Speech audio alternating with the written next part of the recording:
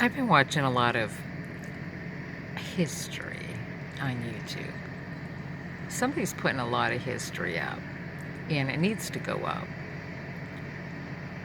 If anything, to wake people up. So I see a lot of the black history and slavery. I see the history of the demise of certain communities. I see the history on the dead. And one of my favorite shows that I like to watch, besides Judge Judy, I think she's hilarious. And but Adventures with Purpose. I really like that show for the simple reason that they are solving, if not solving a case, they're bringing the case back up in motion, okay? By either locating the vehicle involved, which the majority of them are underwater, and in most cases, inside those vehicles are the missing person or persons. And the reason why I like that show is because it really does highlight the inefficiencies and deficiencies of our law enforcement here in the United States, because it is their job to follow up and follow through with missing persons, homicides, any case as it relates to death. And that goes back to original beliefs on this land that, unlike the Bible, who thinks, if you're healed by Jesus, you're going to experience some rebirth. The original people on this land believed that the closer you get to the strands of truth related to the death of somebody that was very much alive and loved by many, that is when a rebirth will happen. And so, in the making of the original laws that were set on this land, where, before the input of the remaining feet, as I like to call them, they had input in what was going on. And although a lot of that input was largely ignored, some of the things that they provided input into later became valuable. And so one of the things was, as far as investigation work goes, it's the local people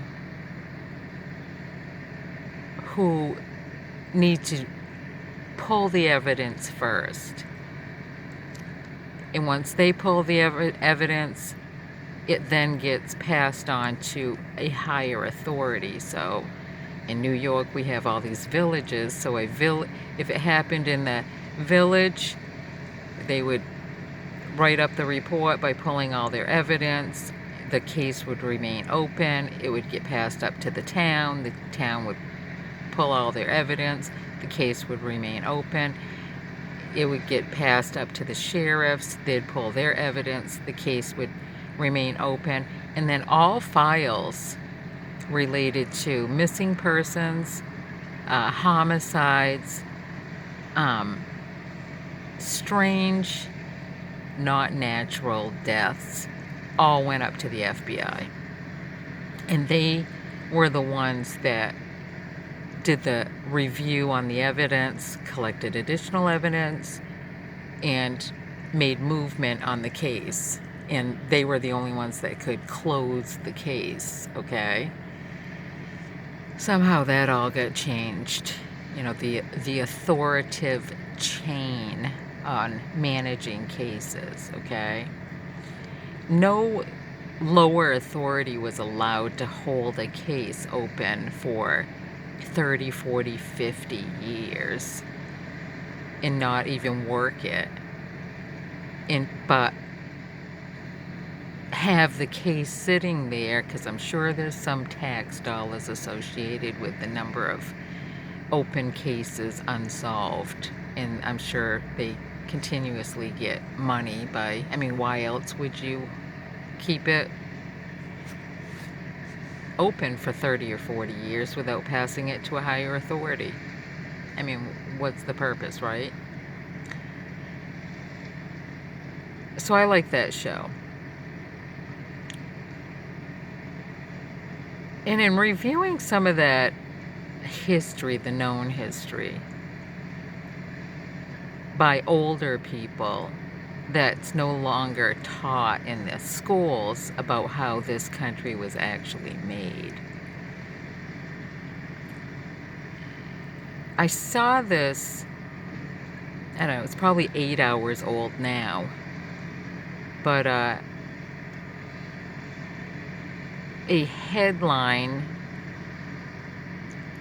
press release, if you will, that Governor Hochul froze the Seneca Nation's bank accounts until she got the $584 million. I think that's the dollar amount that she claims that they owe her for some revenue generating agreement. And she's going to take the money and use it for a new Buffalo Bills stadium.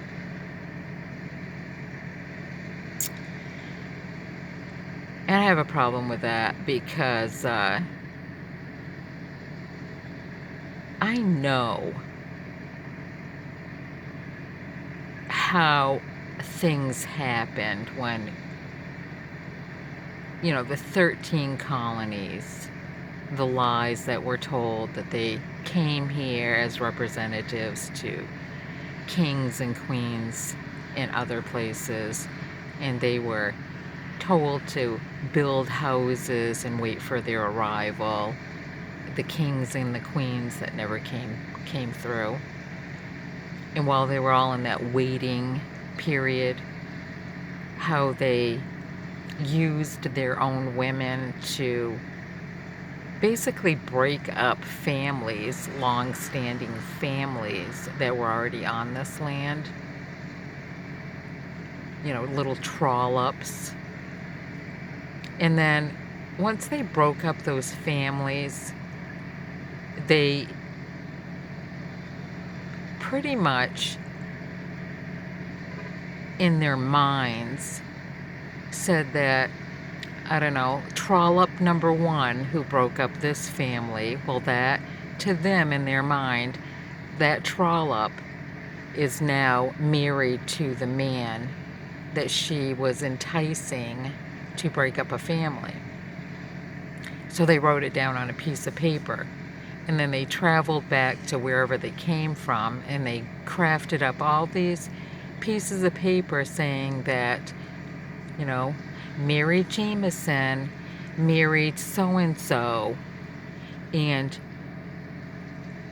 everybody was so happy about it that they carved out 400,000 acres of land and put it all under her name because they view her as a queen, okay? Just using this as an example. That shit never happened, but the lies they told in the papers they crafted up to make all that shit happen, where people came here flooding this land, is unfucking believable.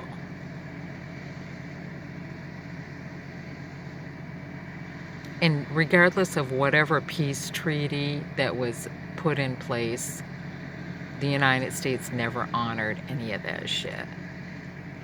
So in my mind, the Seneca does not owe the state of New York a fucking thing.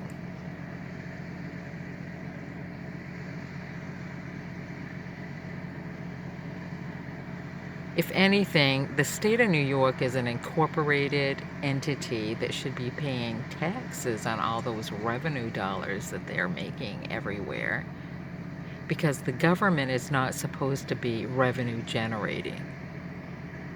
And how it has been allowed to generate revenue is beyond me, and probably beyond a lot of people. That's why our taxes are so high.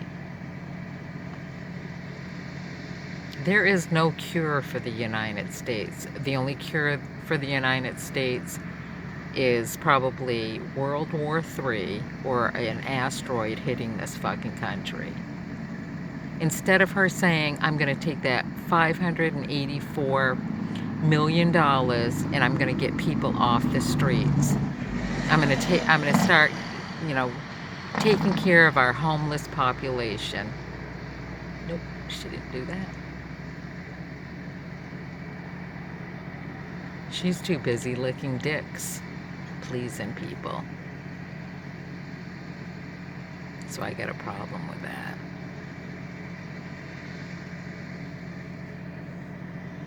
A lot of people out there go right down there, Hudson Avenue, right up on the 104 underpass in the crevices, Rochester, New York, homeless people.